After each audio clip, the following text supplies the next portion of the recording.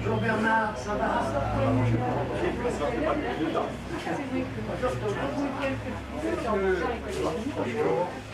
Bonjour, ça va?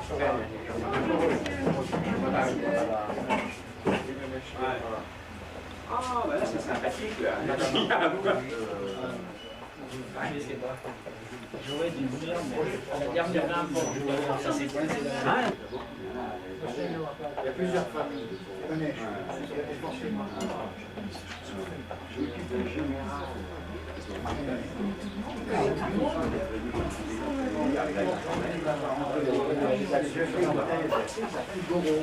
Ah oui, c'est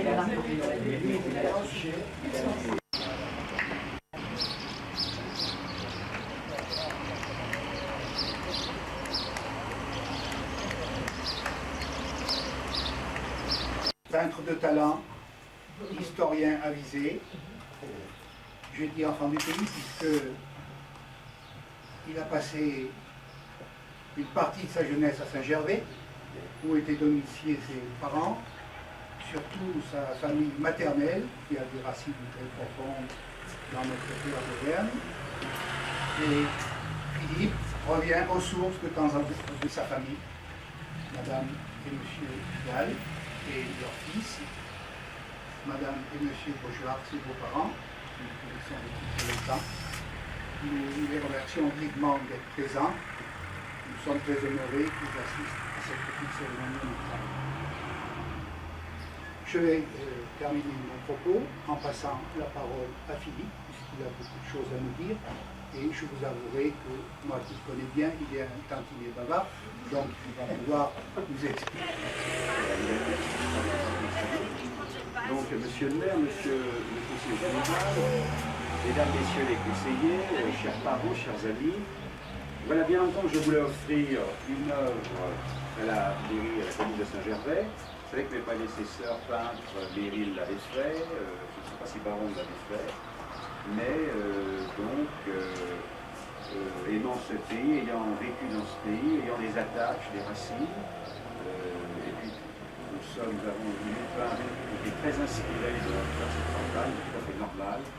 On est un peu les sismographes, on est un peu la mémoire. C'est un peu normal qu'on offre quelque chose à une mairie, surtout dans cette mairie dont on connaît tout le monde. Ensuite, on est plus ou moins parents pour cette mairie. C'est vraiment les racines. Alors, curieusement, ce château de la Ville-à-Tête qui m'a semblé être le meilleur sujet d'intérêt. Je voulais vous offrir une œuvre attachante d'une part, reliée à une page d'histoire à Saint-Gervais d'autre part. Bien sûr, nous sommes toujours dans le fameux bicentenaire de la Révolution, et nous le sommes d'autant plus aujourd'hui, 14 juillet 1790, car c'est bien la fête du 14 juillet 1790 que nous fêtons tous les ans, et ce n'est pas la fête de 1789. Donc c'est vraiment le bicentenaire. Cette fête de la fédération avait été un grand espoir. Tous les départements ont envoyé leur fédération à Paris, et dans les départements, et à Saint-Gervais, effectivement, il y a eu une fête. Je vais vous en parler un petit peu plus tard. Voilà. Alors, je vous rappelle, et ça, on a tous été tristes, dans la nuit du 9 au 10 avril 80, cette maison que voici de la Ville-à-Telle a brûlé.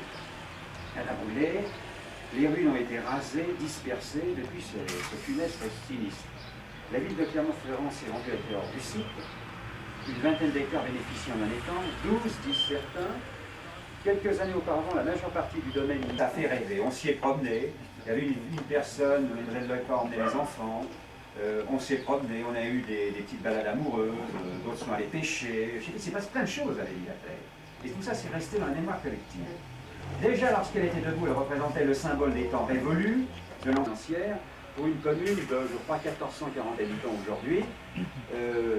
Inclassable par les services des monuments historiques pour avoir été moult fois remaniée, la Ville-à-Telle n'eut jamais le privilège de faire partie d'un quelconque inventaire administratif. Un peu comme l'Église d'ailleurs. Nonobstant cette disgrâce, il reste l'histoire, je vous en parle un petit peu, et le pinceau. Voilà.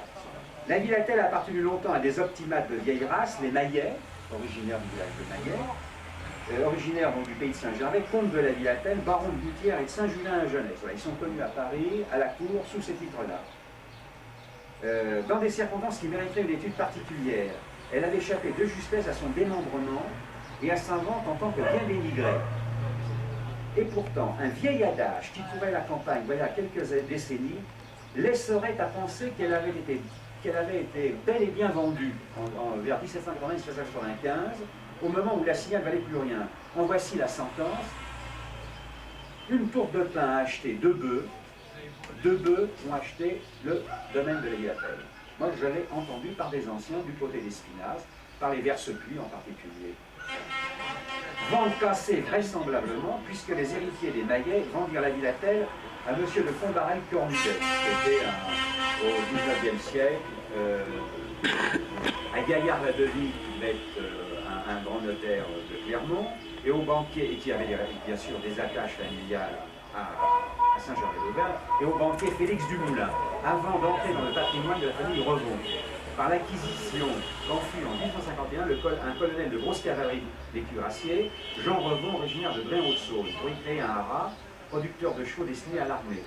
Son fils Claude, que certains ont connu peut-être ici, comme son petit-fils Jean-Joseph, Jean Revon, mais je l'ai dit Jean-Joseph parce que son grand-père s'appelait Jean pour cette confusion, homme de cheval émérite, maintint la tradition, mais la mécanisation de l'arme de la cavalerie eut raison de cette entreprise à la veille de la Seconde Guerre mondiale. Et comme tout le monde le sait, c'était un beau domaine de la Révolution. C'est pour ça que je vous remets ce tableau, qui j'ai dit l'exergue, on en parlait. Que la Villatelle était un haut lieu de la fête de la Fédération le 14 juillet 1790 pour les Gervaisiens. À l'époque, la nation française en révolution avait su tisser l'esprit de ses idées de progrès au firmament de l'entente fraternelle, cordiale. Ça n'avait pas duré longtemps. Je vous rappelle, le 14 juillet, on fêtait la fête de la Fédération à Saint-Gervais, mais le 12, on avait déjà voté, alors tout le monde participait, le clergé, mais le 12 juillet, on avait déjà voté à Paris la constitution civile du clergé, qui allait donc faire éclater la France, comme vous le savez.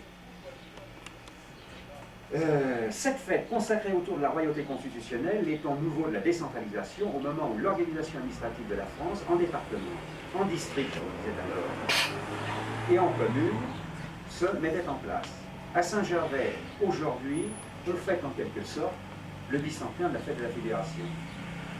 Autour de la remise de cette œuvre, aller faire la cuisine chez les parents de M. Revon, et elle emmenait son fils. Et c'est vrai que François Revon était très lié à M. Jean Revon. Et quand le baron peignait, il emmenait bien sûr quand il était... Voilà. Dans le pourtour en Marie-Louise, ce pourtour, c'est un peu petit, mais il fallait le marquer pour souvenir, pour garder le souvenir. Dans le pourtour en Marie-Louise, j'y ai mentionné la relation d'une page d'histoire qui honore Saint-Gervais et les Gervaisiens. En voici le texte mis en exergue. Château de la Villatelle, ancien fief des Maillets. En ce lieu s'est tenu le banquet qui suivit le déroulement des cérémonies de la fête de la Fédération le 14 juillet 1790. Le matin de ce jour de liesse populaire, une messe avait été célébrée en l'église de Saint-Gervais, messe au cours de laquelle le curé Pascalin avait béni le drapeau de la milice nationale de la ville. Puis, la milice, commandée par le ci-devant noble Pierre-Alexandre Dumayet de la Villatelle, capitaine de vaisseau du roi, avait défilé sur la place de l'église sous les acclamations de la population.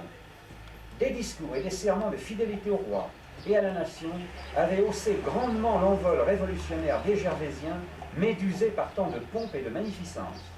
Ensuite, sur le coup de midi, la municipalité, conduite par François-Xavier Vialet, géomètre et notaire, premier maire élu de Saint-Gervais, le 9 février 1790, la milice nationale et le curé Pascalin, invité par Pierre-Alexandre à venir partager un repas militaire en sa demeure, s'étaient tous transportés au son du tambour. Imaginez-vous, d'ici à la Villatelle, on traversait certainement la gare, puisque les chemins ont beaucoup changé, au son du tambour. Alors, ça se passait, vous voyez, avec le... Quand on dit roi, et bien sûr, Pierre-Alexandre qui régalait tout le monde. Enfin, le produit d'une quête en faveur des plus démunis avait été remis au curé Pascalin. Je n'invente rien, c'est une référence d'archives. Je crois que Smonsou, qui est aussi un de nos parents, Smonsou Baron, on a utilisé cette référence d'archives. Les archives municipales de Saint-Gervais, ce jour de bicentenaire, vont mettre cette œuvre-là, qui est à la fois dans la mémoire de tout le monde, et puis qui illustre bien qu'on peut très bien vivre dans des manières de tolérance et de paix et de fraternité pour que le pays puisse trouver beaucoup de prospérité. Gély.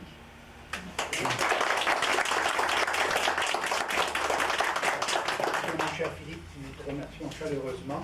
Le conseil municipal te remercie chaleureusement. Et en témoignage de notre gratitude, nous allons te remettre la médaille de la ville de Saint-Gervais. Et on te fera citoyen d'honneur par la même occasion. Vraiment, je suis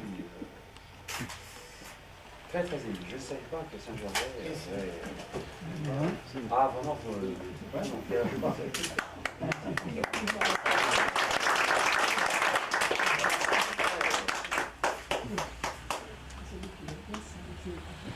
Très très bien.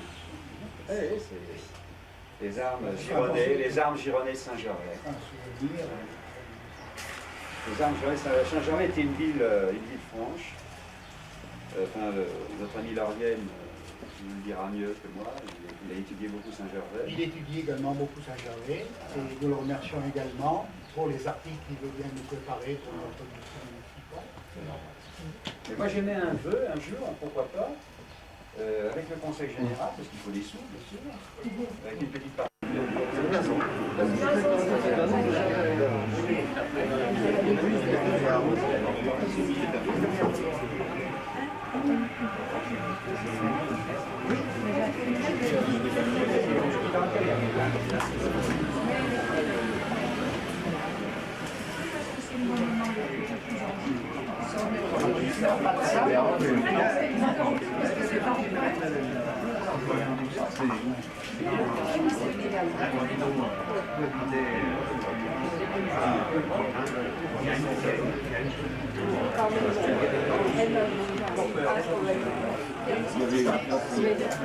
Ça, on verra peut-être dans 2 ou 3 générations. Oui, effectivement. Un don qui ne reviendra peut-être que dans 2 ou 3 générations. Pourquoi Les gars, on parlait comme ça. Le cadre, comme vous dites, le cadre, ça l'a bien. Ah oui, nous, on a fait, on a encadré la ville à terre, mais nous avons la tête brûlée. Ah oui, oh, elle est bien triste. Moi, je ne sais pas. Moi, je préfère que... Tu vois comment un trou historique. Ça y est.